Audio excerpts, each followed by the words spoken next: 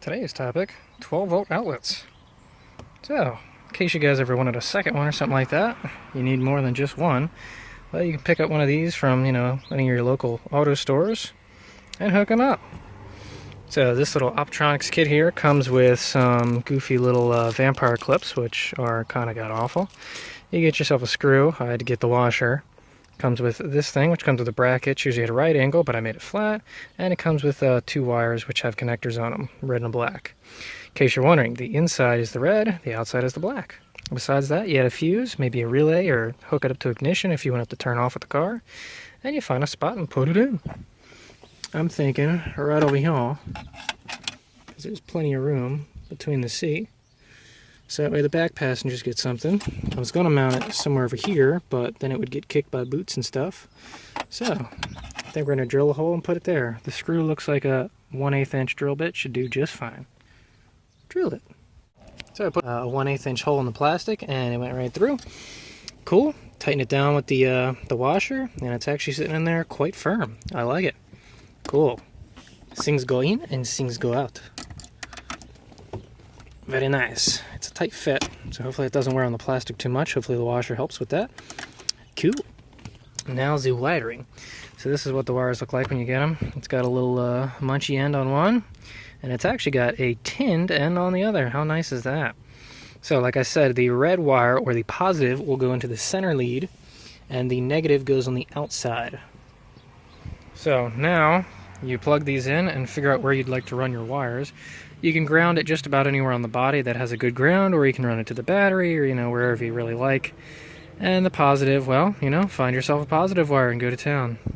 We need a positive and a negative. The negative can go to any nearby screw. There's one hiding somewhere over here that I used before.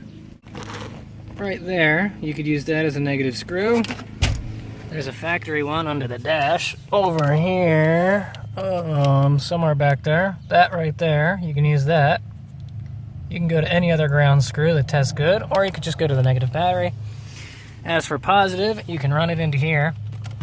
I know that this one is connected to negative, or this one's connected to positive ignition, and so is this one. The rest of them are on all the time. You can also do your own fuse box, your own relay, whatever the hell you want. I'm probably going to run it into here and be done with it. You can also add a fuse on it if you like. I'll see if I can do that or not. But besides that, you put some terminals on and you're good. Where's my terminal? Not gonna interview me, dude? 15 seconds of fame. Here, right? I'm gonna use this as the male terminal for this doohickey right here. And then that'll stick right into here.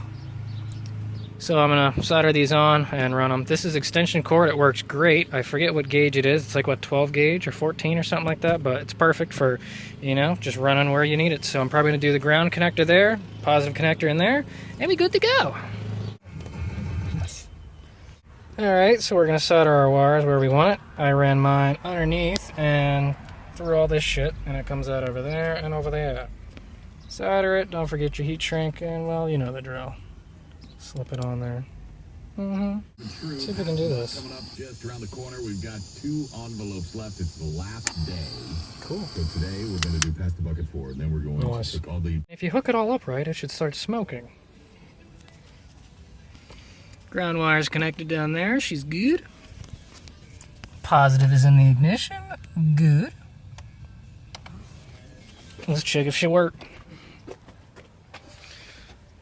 Come into here and plug it in like so. Alright. We got a cooler, baby. And it's cooler than you. Now, if we turn off the key.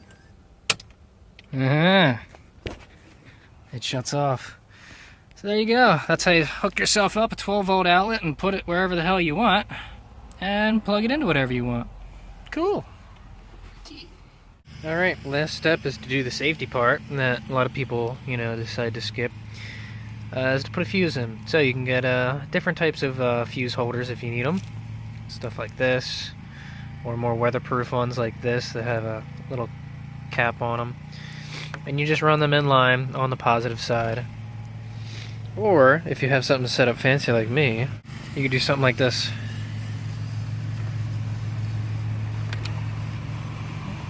and just hook it on into a fuse stinger like that. I still got 2 spots open, so I could run it up here if I wanted to. I just have to run a wire from the cab over to here. It's pretty waterproof, and I got a video on this if you'd like to see how that was put together. Now, picking the size fuse that you're going to need is actually rather simple. You just look at what the max load is, and either step up to the next biggest size or multiply it by 1.5, I think. Something like that, just to get you a general roundabout of what your fuse box or your fuse should be. So for that outlet, it said that it could take a maximum of 150 watts. So if you divide that by 12 volts, you get, what's that, 12 amps? So that means that at max, that thing should be drawing 12 amps. So what you could do is, I forget, they don't have a 12.5 size, do they? I know they got a 15, so what you could do is just put a 15 amp fuse in there, so that way if you go over 15, you know, it'll blow out and protect your circuit. Or if you want to be on the safe side, you can put it on 10 amps if you want, but you'll be fine. So that's how you pick a fuse. So besides that, you're done.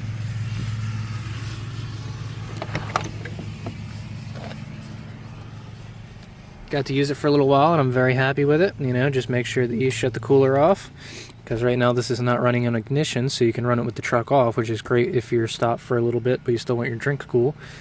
I was thinking about doing something more automatic, where you put in like a, I forget if it's a Zener diode or something that has a reverse voltage of like 12.4 or something like that. So this would automatically shut off if the battery was drained too much, which would be cool as hell. That way, you know, if you're, you know, drunk off your ass or something one day and you forget to turn your cooler off, your truck don't go flat. Besides that, you know, nothing much to it. This is a pretty simple installation, so hope you learned something. If you got any questions, you know, let me know. This ain't rocket surgery, so I think you'll do just fine.